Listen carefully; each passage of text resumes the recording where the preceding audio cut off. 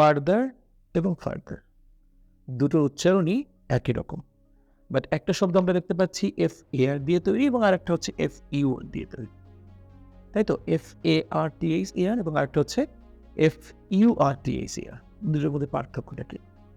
এই কথাটা এসছে ফার থেকে, এফ এ আর, এর অর্থ কি আসলে? দূরে, ঠিক আছে? আমি যখন ফার্দার ইউজ করব F A R T H E R, এর মানে হচ্ছে দূরে। She fell farther away than she expected, সে যেখানে এক্সপেক্ট করেছিল তার চেয়ে বেশি দূরে পড়েছে, ঠিক আছে? Please go to the room further away, দূরের রুমটাতে যাও।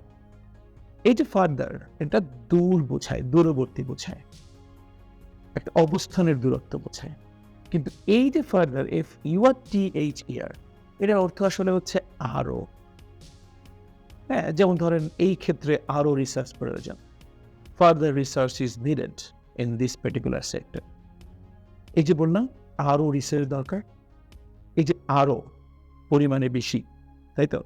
এই যে আরো যে ব্যাপারটা, সেটাই হচ্ছে ফার্দার। এটা থেকে ফার্দার মোর শব্দটা উৎপন্ন হয়, এটাও অধিকন্তু বোঝায়।